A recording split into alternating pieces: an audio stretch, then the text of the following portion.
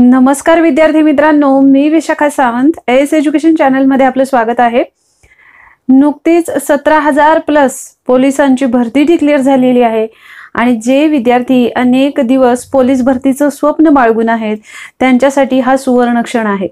आणि याच्यामध्ये आपण नक्की अभ्यास कसा करायचा आहे, मैदानी सराव कसा करायचा आहे, या सर्वाचे प्रश्न विद्यार्थ्यांसमोर उभे आहेत। शिवाय हा महिनाभर म्हणजे 31 मार्च पर्यंत विद्यार्थ्यांना फॉर्म कुठे भरू आणि कुठे नको याचंही टेन्शन आहेच। शिवाय एससीबीसीचा दाखला निघत नाही किंवा अनेक कागदपत्र निघत नाहीत म्हणून असणारं टेन्शन आहे। आणि यामध्ये सर्वाधिक महत्त्वाचं ते म्हणजे मैदानी सराव आणि अभ्यासाचा योग्य लेखी पेपरचं योग्य नियोजन यांचा कुठेही अभाव राहता कामा नये, जेणेकरून आत्ताची जी भरती आहे याच्यामध्ये तुम्हाला जे वर्दीचं स्वप्न आहे ते साकार करता आलंच पाहिजे। आणि यासाठी आपण अगदी जग इकडचं तिकडं नेऊन ठेवण्याची क्षमता स्वतःमध्ये निर्माण केली पाहिजे। पण हे सर्व जे नियोजन आहे हे नियोजन नक्की कसं करायचं आहे हेच अनेक जणांना कळत नाही। आणि अगदी लेखी पेपर तोंडावर येऊन ठेपेपर्यंत नक्की सराव म्हणजे काय, मी रिव्हिजन कसं करू किंवा प्रश्नपत्रिकांचं नियोजन कसं असावं किंवा कशा पद्धतीने सोडवू हेच कळत नसतं। अनेक विद्यार्थ्यांना केवळ प्रश्नपत्रिका सोडवणं म्हणजे एखाद्या प्रश्नपत्रिकेचं पुस्तक घ्यायचं आणि मग येणाऱ्या नसणाऱ्या प्रश्नाचं उत्तर मागे बघायचं आणि सोडवून टाकायचं, एवढाच कन्सेप्ट माहीत असतो। तर नक्की काय करायचं आहे, लेखीचा अभ्यास कसा करायचा आहे, जेणेकरून हे जे 2023-24 ची 17,000 प्लस एवढी प्रचंड अशी मोठी भरती निघालेली आहे, या मोठ्या भरतीमध्ये जे सिलेक्शन लिस्ट असणार आहे त्या सिलेक्शन लिस्ट मध्ये तुमचं नाव 100% असेलच। याच्यासाठी आपण वेळेचं परफेक्ट नियोजन घेऊन आलेलो आहोत। नक्की अभ्यास कसा करायचा आहे, कोणत्या घटकांचा अभ्यास केला पाहिजे, कोणते रेफरन्स बुक्स आपण वापरले पाहिजेत।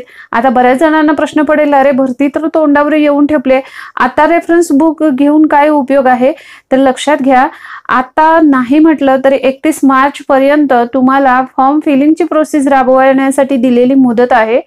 अर्थात अजूनही एससीबीसीचे दाखले निघत नसल्यामुळे किंवा संबंधित शासनाकडून तशा पद्धतीचा एससीबीसी दाखले देण्याचा क्रायटेरिया उपलब्ध नाही किंवा वरून तसे आदेश नाहीत असं सांगण्यात येते। म्हणजे एससीबीसी कॅटेगरीतून आरक्षण घेणाऱ्या मराठा विद्यार्थ्यांसाठी दाखले मिळत नाहीयेत, त्याच्यामुळे फॉर्म प्रोसेस पुढे आणखी वाढण्याची शक्यता आहेच। शिवाय दरवर्षीचा विचार करता जवळजवळ 14 वर्ष झाले मी या क्षेत्रामध्ये काम करते आणि ज्या वेळेला पोलीस भरती डिक्लेअर होते त्यावेळेला फॉर्म फिलिंगची प्रोसेसही बघत असते। तर आतापर्यंत बघितलंय की मिनिमम पुढचे 10 ते 15 दिवस फॉर्म फिलिंगची प्रोसेस वाढत असते। म्हणजे आपण जर बघितलं तर मार्च होऊन गेला, 31 मार्च होऊन गेला, तर एप्रिलचे 15 तारखेपर्यंत फॉर्म प्रोसेस चालणार आहे। त्याच्यानंतर 23 एप्रिल पर्यंत साधारणतः निवडणुका आहेत आणि त्याच्यामुळे त्यामध्ये तरी तुमचं कोणतीही भरतीची प्रोसेस चालू होणार नाही, म्हणजे फिजिकल किंवा लेखी चालू होणार नाही। कारण निवडणुकीच्या काळामध्ये पोलिसांचं मोठा भाग असतो निवडणुकीमध्ये कायदा सुव्यवस्था राखण्याचं, आणि त्याच्यामुळे ग्राउंड त्यावेळेला तरी 100% सुरू होणार नाही। लक्षात घ्या, पहिल्यांदा ग्राउंड आहे आणि नंतर लेखी आहे, त्याच्यामुळे साधारणतः मी आज तुम्हाला लेखीचं नियोजन सांगणार आहे। ग्राउंड पहिल्यांदा आहे आणि नंतर लेखी आहे, म्हणजे साधारणतः लेखीसाठी जर तुम्ही मला प्रश्न विचाराल लेखीसाठी आपल्या हातामध्ये किती दिवस आहेत, तर साधारणतः अगदी आपण म्हणजे जास्त नाही, आपण 5-6 महिने असं म्हणायचं नाही। जरी 5-6 महिने म्हटलं तर कसं होतं, नाही असू दे 5-6 महिने हातामध्ये आपण अभ्यास करत राहू किंवा करू आपण अभ्यास, असंच विद्यार्थ्यांकडे होतं। तर लक्षात घ्या, आपण कमीत कमी दिवस धरूया, म्हणजे जास्तीत जास्त पॉसिबिलिटीज आपल्याला 3 ते 3.5 महिने आपल्या हातामध्ये आहेत पोलीस भरतीचा अभ्यास करण्यासाठी। आणि याच्यामध्ये पोलीस भरतीचा विषय बघितले किंवा पोलीस भरतीच्या पेपर्सचं बदलतं स्वरूप बघितलं तर आता आपल्याला अतिशय करेक्ट अभ्यासाचं नियोजन करून अभ्यास केलाच पाहिजे। शिवाय मैदानी सरावाचंही नियोजन पाहिजे। लक्षात घ्या, अनेक जण ज्या विद्यार्थ्यांचा मैदानी इव्हेंट्स ज्यांचे चांगले असतात त्यांचं लेखी कमजोर असतं, ज्यांचं लेखी चांगलं असतं त्यांचं मैदानी इव्हेंट्स कमजोर असतात। तर लक्षात घ्या, पोलीस भरतीमध्ये जर चांगलं तुम्हाला यश मिळवायचं असेल तर तुम्हाला दोन्हीचाही व्यवस्थित बॅलन्स ठेवणं गरजेचं आहे। मग आज आपण काय बघणार आहोत की समजा आपण आपल्या हातामध्ये 3.5 महिने आहेत असा विचार केला तर पोलीस भरतीच्या अभ्यासाचं परफेक्ट नियोजन कसं करायचं आहे।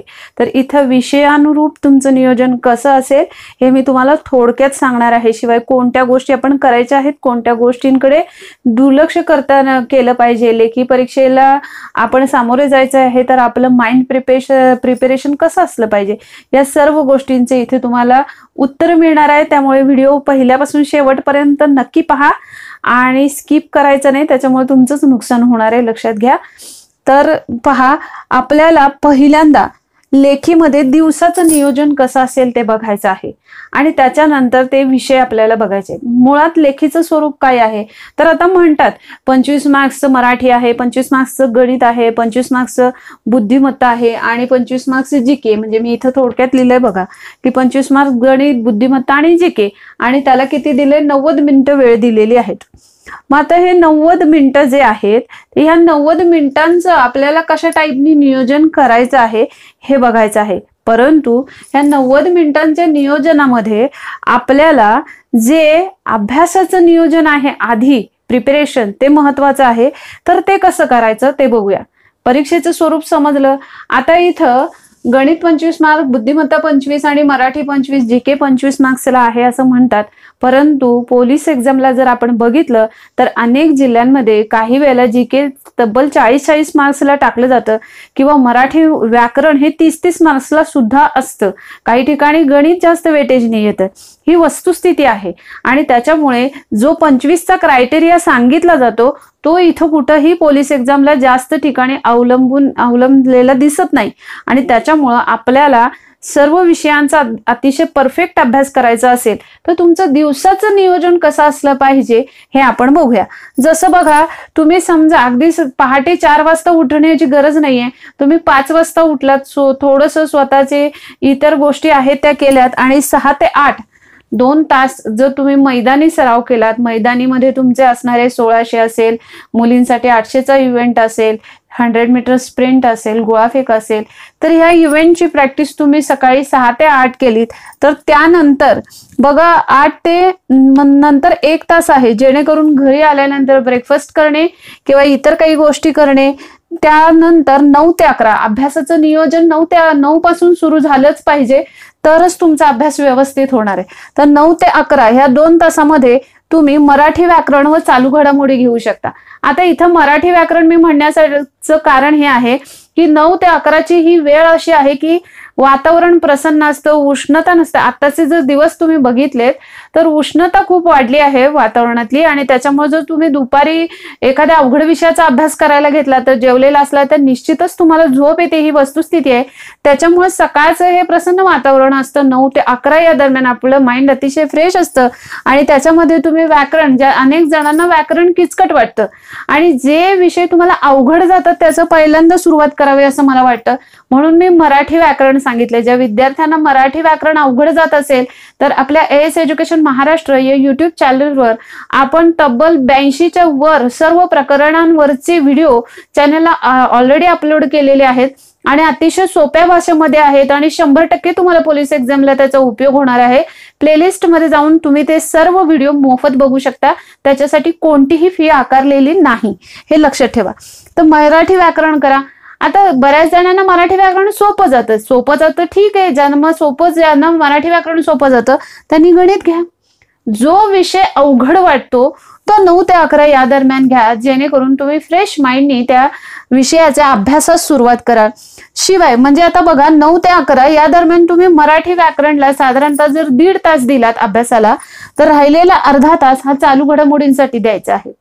दिवसाच्या ज्या चालू घडामोडींसाठी अनेक व्हिडिओ बघा उपलब्ध असतात, हल्ली सोशल मीडियाचा त्याच्यासाठी उपयोग होतो किंवा टेलिग्राम चॅनल्स आहेत, दैनंदिन चालू घडामोडी तिथे दिलेले असतात, तर त्या लिहून काढणे किंवा त्यातल्या बारीक सारीक गोष्टी ह्या शॉर्ट नोट्सनी अतिशय व्यवस्थित लिहून काढणे हे त्यामागचं हे आहे।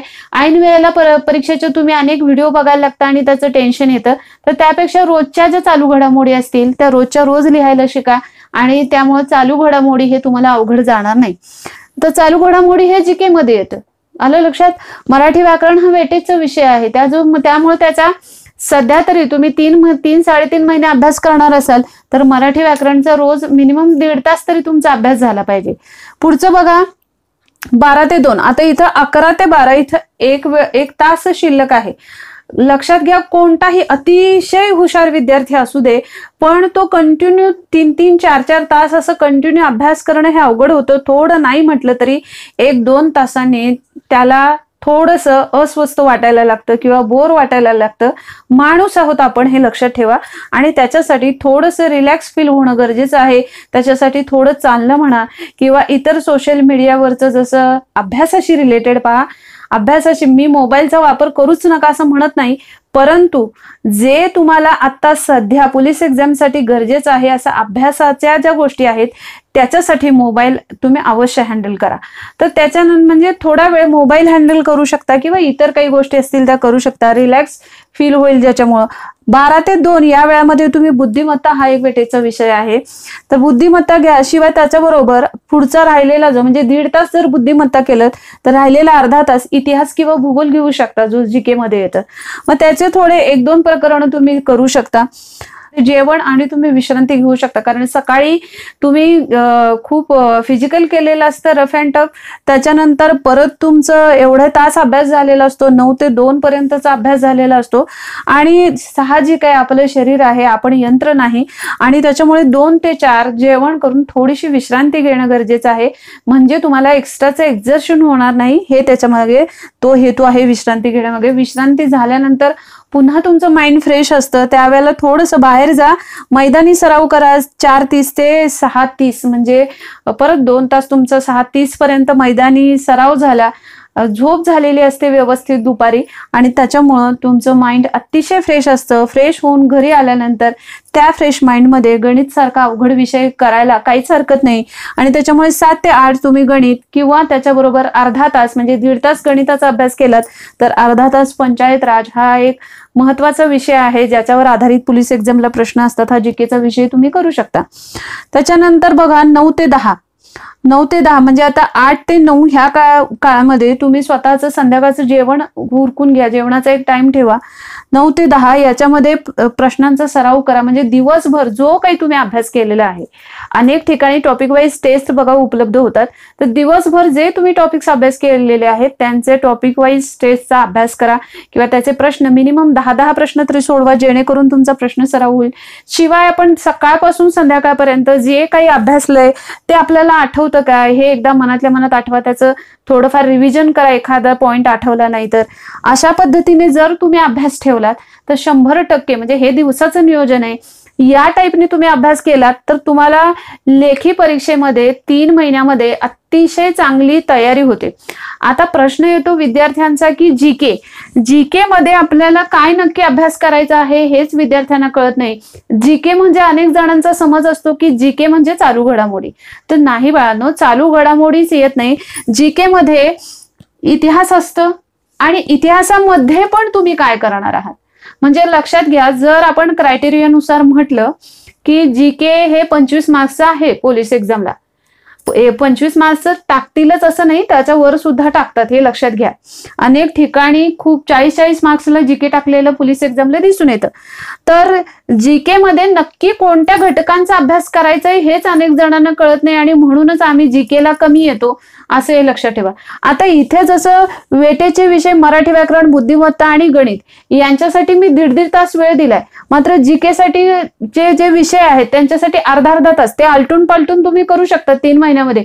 3 महिना तुम्ही काय रोज अर्धा तास पंचायत राज करायचं नाहीये, हे लक्षात घ्या. कारण काय की प्रत्येक हे जे विषय आहेत या विषयाचं पोलीस परीक्षेला एकूण म्हणजे जीकेचे सर्व विषय बघितले तर ते 25 मार्कला आहेत. व 25 मार्क पैकी त्या विषयांचे इंडिव्हिज्युअली वेटेज काय आहे. जसं बघा इतिहासामध्ये सर्वाधिक महत्वाचं असतं ते आधुनिक भारत, आलं लक्षात. आणि प्राचीन भारतातलं तुम्हाला प्राचीन आणि मध्ययुगीन भारतातलं जे वेगवेगळे शिल्पकला वगैरे आहेत त्यांच्यावर आधारित किंवा विशिष्ट एखादं मंदिर असतं प्रसिद्ध, जसं सूर्य मंदिर कुठे, कोणार्क वगैरे, ते सगळं प्राचीन मध्ययुगीन भारतातलं विचारतात. किंवा राजे आणि राजवटी या पलीकडे जाऊन पोलीस एक्झामला आतापर्यंत प्राचीन आणि मध्ययुगीन भारतातलं फारसं विचारलेलं दिसत नाही. मात्र पोलीस एक्झामला आधुनिक भारताचा विषय भारत हा इतिहासातला जो पॉइंट आहे तो अतिशय महत्वाचा आहे. मग त्याच्यामध्ये इंग्रज 1600 मध्ये भारतामध्ये आले आणि त्याच्यानंतर 1947ला भारतामध्ये जाऊसपर्यंत ज्या सगळ्या गोष्टी आहेत त्यांचा अभ्यास येतो. इतिहासाचे व्हिडिओ पण मी आपल्या चॅनलला टाकलेले, तेही बघा, तुम्हाला इतिहास अतिशय सोप्या भाषेमध्ये समजेल. तर इतिहासाचं वेटेज म्हणजे किती आहे? वेटेज 4 मार्काचं. आता लक्षात घ्या, इथं मी मराठी व्याकरण, बुद्धिमत्ता आणि गणित यांना 1.5 तास दिलाय. का तर ते वेटेजचे विषय आहेत, जास्त प्रश्न त्यांचे पडतात. म्हणजे आता इथं जर इतिहासाचे प्रश्न आपल्याला 100 मार्काच्या पेपरमध्ये 4 ते 5 पडत असतील तर आपण त्यांचा रोज 2 तास अभ्यास करणं गरजेचं आहे का? नाही. म्हणून मी अर्धा तास दिलाय, हे लक्षात घ्या. भूगोलामध्ये महाराष्ट्राचा, भारताचा आणि जगाचा भूगोल असतो आणि भूगोलामध्ये जर तुम्ही प्रश्न बघितलेत तर 4 ते 5 प्रश्न असतात. आलं लक्षात? 4 ते 5 प्रश्न असतात. मग त्याच्यामध्ये सर्वाधिक प्रश्न हे महाराष्ट्रावर विचारले जातात, त्याच्या खालोखाल भारतावर विचारले जातात आणि त्याच्या खालोखाल जग या टॉपिकवर प्रश्न विचारले जातात भूगोलामध्ये. मग सर्वाधिक महत्वाचं काय? तर महाराष्ट्राचा भूगोल. म्हणजे आपण भूगोलाचं वेटेज 4 मार्काचं धरलं. जीके मध्ये 25 पैकी 4 मार्काचं वेटेज कशाचं धरलं? भूगोलाचं धरलं. त्याच्यानंतर पंचायत राज व्यवस्था. पंचायत राज व्यवस्थेमध्ये ग्रामीण पंचायत राज व्यवस्थेमध्ये ग्रामपंचायत, पंचायत समिती आणि जिल्हा परिषद, तर नागरी पंचायतमध्ये नगरपालिका, महानगरपालिका आणि कटक मंडळे यांचा समावेश होतो. त्यावर आधारित आपल्याला 3 प्रश्न तरी असतातच पेपरमध्ये पंचायत राज व्यवस्थेवर. आणि म्हणून मी पंचायत राज व्यवस्थेचा इथं अभ्यास अर्धा तास दिलाय, कारण 3 मार्कासाठी तुम्ही 3 महिने नाही अभ्यास करायचा आहे, ते 7 ते 8 दिवसामध्ये उरकायचं आहे. म्हणजे आपण कशा पद्धतीने, अर्थात शॉर्ट नोट्सद्वारे कशा पद्धतीने आपण उरकू शकतो हेही मी पंचायत राजचे व्हिडिओ टाकले, त्याच्यामध्ये सांगितले. त्याच्यासाठी तुम्ही व्हिडिओ बघणं गरजेचं आहे. पुढचं आहे राज्यघटना. राज्यघटना म्हणजे पंतप्रधान, त्यांचं मंत्रिमंडळ, राज्यघटनेतील सुरुवातीचं संविधान आहे किंवा आपले वेगवेगळे कलम आहेत त्यांचा अभ्यास येतो त्याच्यामध्ये. तर त्याच्यावर आधारित 3 प्रश्न असतात आपल्याला परीक्षेला. म्हणजे 25 मार्क्स पैकी 3 प्रश्न ह्याचे वेटेजने असतात. त्याच्यामुळे 3 महिने ह्याचा राज्यघटनेचा अभ्यास करायचा नाही आपण. तो थोडक्या 8 ते 10 दिवसाच्या कालखंडामध्ये राज्यघटना आपण उरकून टाकायची, हे लक्षात घ्या. विज्ञान सुद्धा 3 मार्काचं असतं. आता विज्ञानमध्ये जीवशास्त्र आहे, रसायनशास्त्र आहे, भौतिकशास्त्र आहे.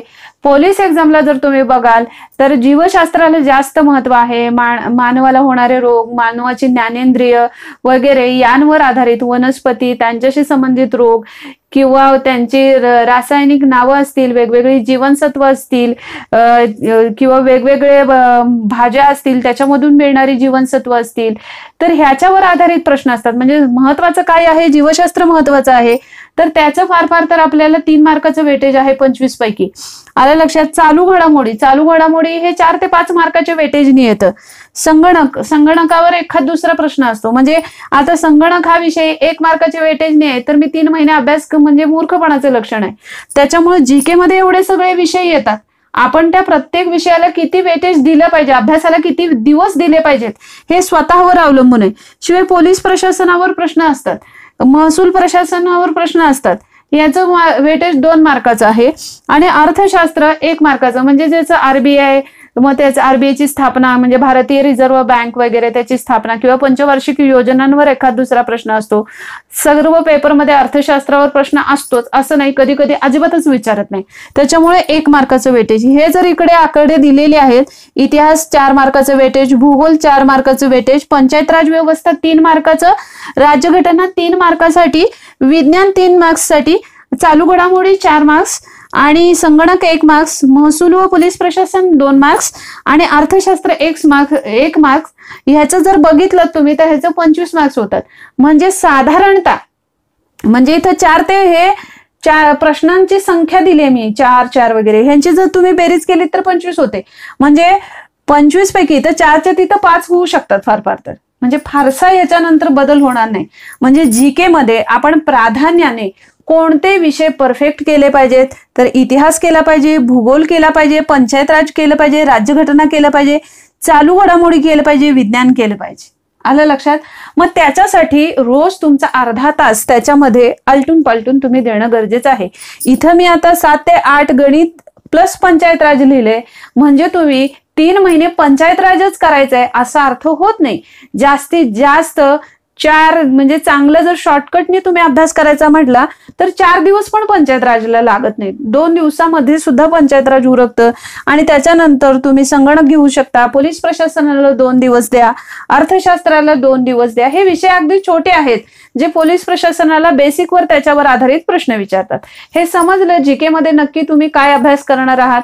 व्हिडिओ आवडत असेल तर लाईक आणि शेअर करायला नक्की विसरू नका.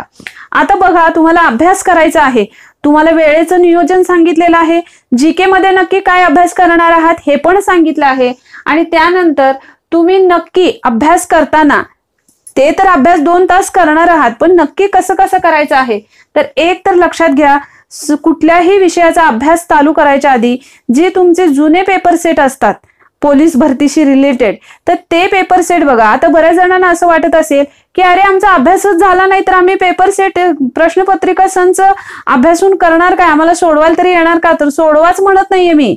काय करा की प्रश्नपत्रिका संच बघा, कशा टाईपचे प्रश्न येतात बघा, जेणेकरून किंवा कोणत्या घटकावर जास्त प्रश्न विचारलेत, मग ते गणित असेल, बुद्धिमत्ता असेल, मराठी व्याकरण असेल किंवा इतिहास, कोणत्या घटकांवर जास्त प्रश्न विचारलेले दिसून येतात ह्याचा आपल्याला चांगला अंदाज येतो. आणि नेमकेपणाने आपण कोणते घटक जास्त आणि परफेक्ट अभ्यासासाठी निवडावेत हे लक्षात येतं. आणि म्हणून जुन्या प्रश्नपत्रिका हा संपूर्ण अभ्यास करायच्या आधी एकदा चालल्याच पाहिजे, जेणेकरून किंवा तुम्ही ज्या जिल्ह्यामध्ये उतरणार आहात, एखादा जो जिल्हा निवडलेला असेल जिथे तुम्ही फॉर्म फिल केलेला असेल, तर त्या जिल्ह्याशी संबंधित किती प्रश्न साधारण त्या प्रश्नपत्रिकेत विचारलेले आहेत हे कळतं. आणि जिल्हा वाईज अभ्यासही आपण करतो. तर त्या जिल्ह्याचा अभ्यास करण्यासाठी पण अर्धा तास त्यामध्ये घ्यायचा आहे.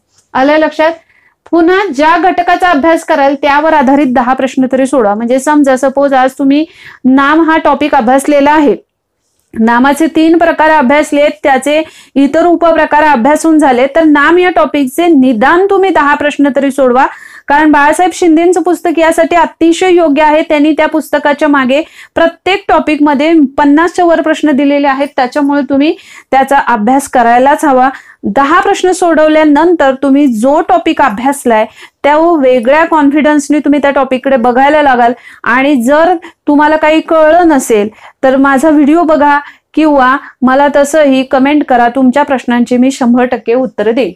शिवाय नेमक्या पुस्तकांची निवड पाहिजे. काय होतं, परीक्षा जवळ आली की तुमच्या मुलांच्या चर्चा चालू होतात आणि मग एक सांगत असतो अरे मी हे पुस्तक घेतलं होतं त्याचे गेल्या वर्षी प्रश्न पडले होते, दुसरा सांगतो ते पुस्तक घेतलं होतं त्याचे गेल्या वर्षी प्रश्न पडले होते, असं होतं. आणि मग जे जे प्रश्न पडले ते प्रत्येक पुस्तक आपण गोळा करायला लागतो, पुस्तकांचा ढिगारा आपल्या पुढे राहतो. आणि नक्की काय अभ्यास करू, कारण पुस्तकांची जाडी मिनिमम एवढी तरी असते, नक्की काय अभ्यास करू हे कळत नाही. आणि नुसतं जम्बलिंग होऊन विचार करण्यातच जास्त वेळ जातो.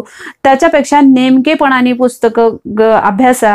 म्हणजे जर गणिताचा अभ्यास करायचा असेल तर पंढरीनाथ राणेंचं पुस्तक तुमच्याकडे असलं पाहिजे, ते नसेल तर महालेंचं असलं पाहिजे, ते नसेल तर सतीश वसेंचं असलं पाहिजे. या पलीकडे पोलीस एक्झामसाठी फारशी पुस्तकं वापरायची गरज नाही, जेणेकरून तुमचा अभ्यास व्यवस्थित होईल. जर तुम्हाला मराठी व्याकरणाचा अभ्यास करायचा असेल तर तुमच्याकडे एकतर मोरा वाळिंबे किंवा बाळासाहेब शिंदेचं पुस्तक असलं पाहिजे. बाळासाहेब शिंदेचं यासाठी म्हणते की बाळासाहेब शिंदेच्या पुस्तकामध्ये खूप एक्स्ट्राची उदाहरणं दिली आहेत, परीक्षेला येऊन गेलेले प्रश्न दिलेले आहेत, त्याच्यामुळे ते जास्त उपयोगाचं आहे. जर तुम्हाला प्रश्नपत्रिका संच पाहिजे असेल तर हडबे सरांचा प्रश्नपत्रिका संच आहे किंवा नोबेलचा प्रश्न संच आहे. अतिशय चांगले प्रश्न संच आहेत ज्याच्यामध्ये प्रश्न जे तुम्हाला येणार नाहीत ते सोडवूनही दिलेले आहेत. आणि हे झालं मराठीच्या पुस्तकाचं. बुद्धिमत्तेचं पुस्तक असेल तर सतीश वसे सरांचं पुस्तक आहे, अनिल अंकलगींचं पुस्तक आहे. या दोन्हीपैकी एक पुस्तक घ्या. खूप पुस्तकं घेऊन जम्बलिंग करून एवढं मोठं पुस्तक कधी वाचायचं हेच कळत नसेल तर ते निरर्थक आहे ना, नुसतंच पैसे वाया घालवणं. तर तसं करू नका. शिवाय जीके साठी जर तुम्हाला घ्यायचं असेल तर तुम्ही एकनाथ पाटलांचा ठोकळा घ्या. एकनाथ पाटलांचा ठोकळा किचकट वाटतो, मात्र माहिती अतिशय परिपूर्ण आहे, बालिश माहिती त्याच्यामध्ये दिलेली नाही, त्याच्यामुळे तो ठोकळा अतिशय चांगला आहे. शिवाय महत्वाचे घटक जाणून घ्या. लक्षात घ्या, एखादा जसं जर तुम्ही मराठीचा अभ्यास करत असाल आणि शब्दांच्या जाती अभ्यास करत असाल तर शब्दांच्या जातीमध्ये सर्वच जाती परफेक्ट करण्याची गरज नाहीये. तुम्ही नाम, सर्वनाम, विशेषण, क्रियापद परफेक्ट करायचं आहे, उभयान्वयी अव्यय परफेक्ट करायचं आहे, कारण त्याच्यावर आधारित प्रश्न हे तुम्हाला असतातच. मग जास्त इम्पॉर्टंट घटक कोणते हे त्याच्यातले तुम्हाला कळले पाहिजेत. तेही तुम्हाला कळत नसतील तर तेही सांगा, त्याविषयी आपण तुम्हाला मार्गदर्शन करू. शिवाय बेसिक कन्सेप्ट लक्षात घेणं गरजेचं आहे. बरेच विद्यार्थ्यांना बघा, हल्लीची पिढी पटकन सगळं मिळण्याच्या ह्याच्यामध्ये काहीतरी आपल्याला ट्रिक्स मिळतात का, काहीतरी वेगळं काहीतरी मिळते का, जेणेकरून आपल्याला झटकन अभ्यास होईल असं विचार करत असतात. तर बाळांनो, 3 महिने आहेत, जग इकडचं तिकडं करू शकता. त्याच्यामुळे जर बेसिक कन्सेप्ट समजला नाही तर कोणत्याही ट्रिक्स सुद्धा उपयोगी पडत नाहीत, ही वस्तुस्थिती आहे. आणि त्याच्यामुळे बेसिक कन्सेप्ट, निदान गणिताचे किंवा मराठी व्याकरण असेल, बुद्धिमत्ता असेल, याचे बेसिक कन्सेप्ट शिकणं गरजेचं आहे. तरच तुम्हाला ते हाताळता येणार आहे. अन्यथा तुम्हाला कितीही ट्रिक्स सांगितल्या तरी त्या काहीच ठिकाणी उपयोगी पडतात, सर्व ठिकाणी उपयोगी पडू शकत नाहीत. पळवाटा शोधू नका, पहिली गोष्ट. दुसरं म्हणजे संभाव्य प्रश्नांचा अभ्यास. आता प्रश्नपत्रिकांचा अभ्यास आणि संभाव्य प्रश्नांचा अभ्यास याच्यामध्ये फरक आहे. प्रश्नपत्रिकांनी आपल्याला आवाका लक्षात येतो अभ्यासाचा. संभाव्य प्रश्नांनी आपल्याला पुढे येणाऱ्या परीक्षेमध्ये कोणते प्रश्न जास्त प्राधान्याने येऊ शकतात हे कळतं. त्याच्यामुळे संभाव्य प्रश्नांचा अभ्यास करणं गरजेचं आहे. संभाव्य प्रश्नपत्रिका संच सुद्धा मिळतात किंवा काही जुन्या प्रश्नपत्रिकांमध्ये शेवटी संभाव्य प्रश्नपत्रिका दिलेल्या असतात, त्यांचा तुम्ही अभ्यास करा. शिवाय वारंवार येणाऱ्या प्रश्नांचा अभ्यास करणं गरजेचं आहे. वारंवार येणारे प्रश्न म्हणजे फॉर एक्झाम्पल, जसं महाराष्ट्राचे पोलीस महासंचालक कोण आहेत सध्याचे, हा प्रश्न तुम्ही कितीतरी वेळा बघा विचारलेला असतो. शिवाय जर तुम्ही आणखी बघितलात की महाराष्ट्रातील पोलीस विभागातील सर्वोच्च पद कोणते, हा प्रश्न अनेक वेळेला विचारला जातो. महाराष्ट्रातील सर्वोच्च शिखर कोणते, अनेक वेळेला विचारला जाणारा प्रश्न आहे. जे प्रश्न वारंवार येतात, आज तागायच्या इतिहासामध्ये कधी महाराष्ट्र भूषण आणि भारत भूषणवर प्रश्न विचारला नाही पोलीस एक्झामला, असं झालं नाही. त्याच्यामुळे आपल्याला वारंवार येणारे प्रश्न कोणते इकडेही लक्ष दिलं पाहिजे. म्हणजे प्रश्नपत्रिकांचा अभ्यास करत असताना वारंवार येणारे प्रश्न, संभाव्य प्रश्न आणि येऊन गेलेले प्रश्न, या तिघांचाही लक्ष देणं गरजेचं आहे. प्रश्नांचं मध्ये त्या पद्धतीने तुम्ही अनालिसिस करू शकता. शिवाय प्रश्न सोडवण्याचा प्राधान्यक्रम ठेवणं गरजेचं आहे. म्हणजे तुम्ही काय करता, ज्या वेळेला पोलीस एक्झाम मेन परीक्षा देणार असता त्यावेळेला विचार करता की आम्ही काय करू, पण 90 मिनिटांचा वेळ आहे. 90 मिनिटांमध्ये तुम्ही पहिल्यांदा बुद्धिमत्ता सोडवणार त्यावेळेला, की गणित सोडवणार, की मराठी व्याकरण सोडवणार, हे तुम्ही आधी ठरवलं पाहिजे. त्याच्यानुसार, का तर गणित बुद्धिमत्ता इथं वेळ जास्त जातो मराठीपेक्षा किंवा जीके पेक्षा.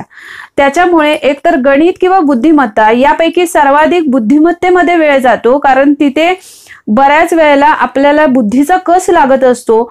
खूप मोठी मोठी उदाहरणं देत असतात त्याच्यामध्ये, आणि त्याच्यामुळे बुद्धिमत्तेला जास्त वेळ लागतो. मग जास्त वेळ लागतो, मग त्याच्यामुळे आपण नक्की प्राधान्यक्रम ठेवला तर कोणत्या प्रश्नाला किती वेळ घालवायचा आहे सोडवताना हे केव्हा कळणार आहे, ज्या वेळेला तुम्ही अभ्यास पूर्ण होईल, प्रश्नपत्रिकांचा सराव करणार आहात, आणि त्या सरावामध्ये ज्या वेळेला मोठी गणिते येतील त्यावेळेला 90 मिनिटांपैकी तुमचे किती मिनिट्स त्या मोठ्या गणितासाठी जातात सोडवायला, किंवा बुद्धिमत्तेच्या कोणत्या उदाहरणासाठी जातात, याचा विचार करणं गरजेचं आहे. तरच तुम्ही ते प्राधान्यक्रम ठरवला तर 90 मिनिटांमध्ये करेक्ट तुमचा क्वेश्चन पेपर पूर्ण होईल. कारण अनेक विद्यार्थ्यांचं हेच असतं, क्वेश्चन पेपर झाल्यानंतर आम्हाला वेळच पुरला नाही, किंवा वेळ पुरला नाही आणि गडबडीमध्ये मी गोल करायला गेलो आणि चुकीचं झालं, 2चं 3 केलं आणि 3चं 4 केलं, म्हणजे येत असणारही चुकून बसलो, असं होतं. तर हे होणार नाही.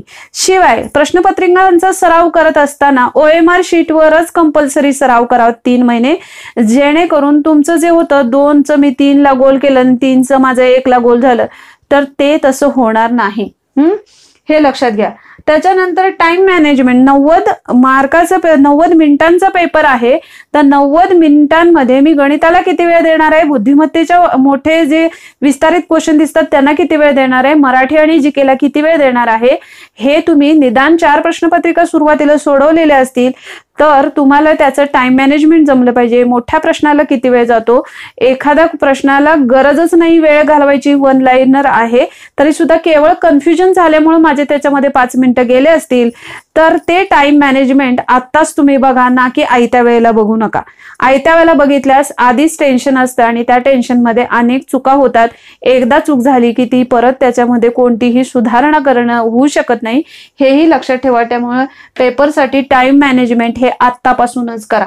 शिवाय जर टाइम मॅनेजमेंट शिकायचं असेल तर एखादी टेस्ट सिरीज लावा आणि एखादा पेपर सोडवायला घेतला तर बरोबर टाइम लावून तुम्ही 90 मिनिटं तो सलग सोडवायचा आहे, ना की मध्येच कुणीतरी हाक मारली की तिकडे जा आणि पेपर तो बघा. किंवा अनेक ठिकाणी तुम्ही क्लासेस लावता तर त्या क्लासेसमध्ये 90 मिनिटाच्या आत आपला कोणता पेपर पूर्ण होतो की नाही हे बघायचं आहे. कोणत्या प्रश्नांना किती वेळ जातो हेही बघायचं आहे.